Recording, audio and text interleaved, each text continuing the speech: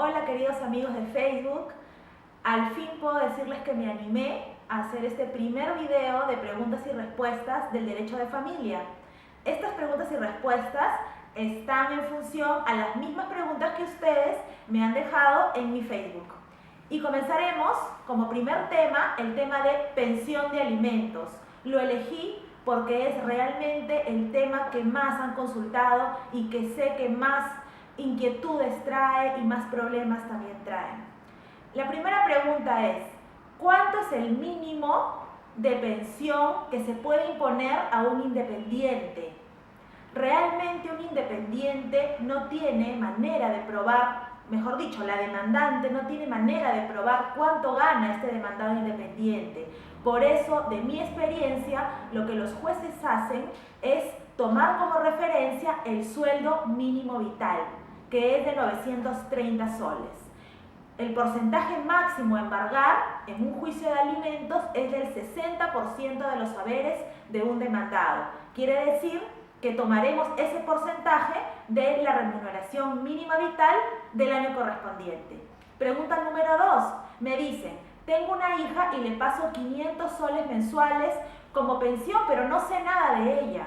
Si estudia, no estudia, ¿qué puedo hacer? ¿Será posible que puedo gestionar esta pensión directamente con ella? Lamento que hayan casos de padres que no pueden ver a sus hijos. Es un dolor terrible. En ese caso, lo que puede hacer es solicitar a un juez de familia un régimen de visitas bien establecido para poder tener una relación con esa hija. Lamentablemente, hasta que no cumpla los 18 años, esa pensión tiene que depositarse a la madre de esta chica. Pregunta número 3. Juicio de alimentos. ¿Cómo lograr un buen acuerdo en el que ambas partes sean respetadas? En un juicio de alimentos, para ser respetado tanto la parte demandante como la parte demandada, tienen que presentar, por un lado, la parte demandante, la prueba del estado de necesidad, con todo recibo, boleta, voucher o documento que pueda probar lo que estoy gastando. Y en el caso de la parte demandada, presentar sus boletas o declaración jurada o recibos por honorarios acerca del sueldo que perciben mensualmente, y así el juez pueda tener lucidez para poder establecer una pensión justa. Pregunta número 4. ¿Cómo solicitar el pago de devengados? Lo que tengo que hacer es, ante el juzgado que está ventilando mi caso, realizar un escrito de liquidación de pensiones devengadas. Las pensiones devengadas no son más que las pensiones que no han sido pagadas.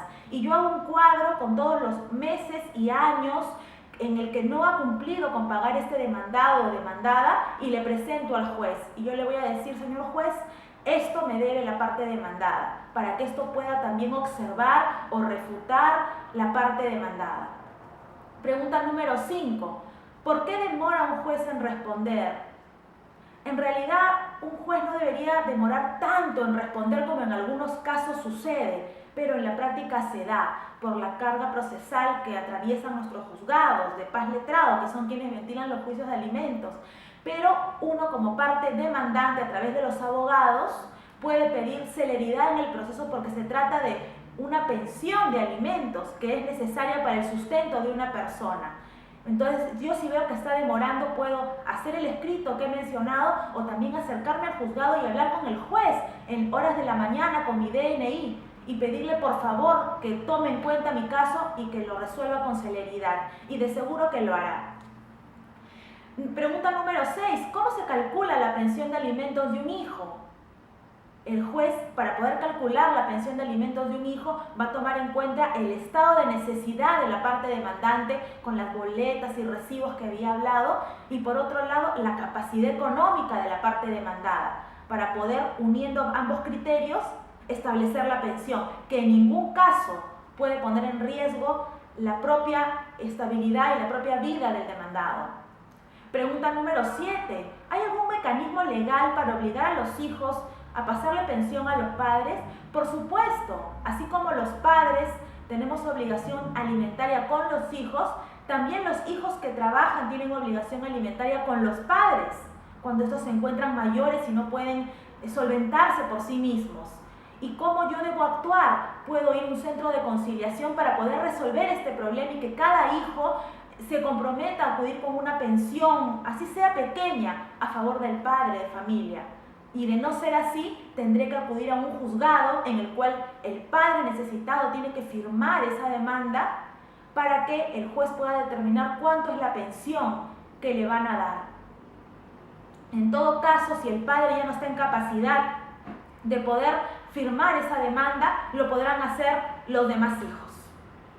Pregunta número 8. ¿Qué hacer cuando el obligado no cumple con la pensión de alimentos después de haber conciliado?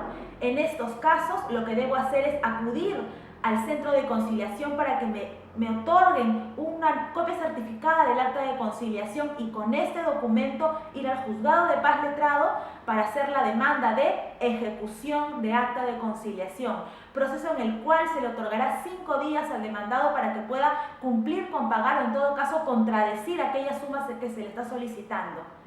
Y de acuerdo a lo que devenga en el proceso, entonces se le embargará, se le cobrará o se le hará una denuncia penal o de contradecir bien contradicho aquel documento, librará de pasar por algún momento engorroso y complicado. Pregunta número 9. ¿Es obligatoria la pensión alimenticia cuando el supuesto hijo reconocido no es biológico? En principio sí, porque todo hijo que es reconocido, ese acto de reconocimiento genera filiación entre los padres con los hijos. Y por ende, mientras ese reconocimiento no sea impugnado por el propio padre o por alguna persona con legítimo interés, la pensión alimenticia será una obligación a favor de ese chico. Pregunta número 10. Si la pensión definitiva es un 10% más que la concedida a través de una medida cautelar, ¿cuál es el mecanismo para cobrar? Vamos a ver que puede haber a veces una diferencia, que la medida cautelar puede decir que se debe de dar una pensión provisional de 1.000 soles, pero de pronto es 1.100. Entonces yo voy a hacer una liquidación de ese porcentaje que no ha sido depositado en su oportunidad, hago una liquidación y lo presento ante el juzgado para que me pueda regularizar aquella suma que no cumplió en su oportunidad. Pregunta número 11. Si el demandado apela una sentencia de alimentos, ¿qué es lo que sigue?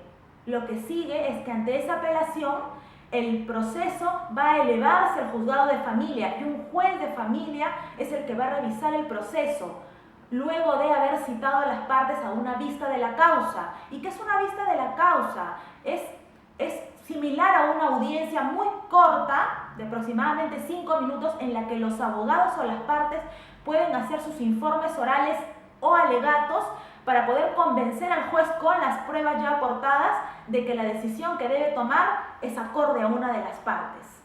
Y finalmente la pregunta número 12. ¿Cómo conciliar una pensión de alimentos? Para conciliar una pensión de alimentos es muy sencillo. Solo debo acercarme a un centro de conciliación y dar los nombres completos de la otra parte a la cual yo quiero invitar para solucionar ese problema de pensión de alimentos. Y en ese lugar yo aconsejo que las partes ya vayan con un preacuerdo para que no estén 1 hora o 2 horas en la oficina de conciliación sin llegar a nada y muy probablemente retirándose del lugar sin ningún acuerdo. Yo aconsejo de que vayan con un preacuerdo y que ahí ya el conciliador, que es un abogado, lo plasme en un documento que va a tener valor de sentencia. Espero haberlos orientado con este primer video de preguntas y respuestas de derecho de familia y será hasta una próxima oportunidad. Gracias.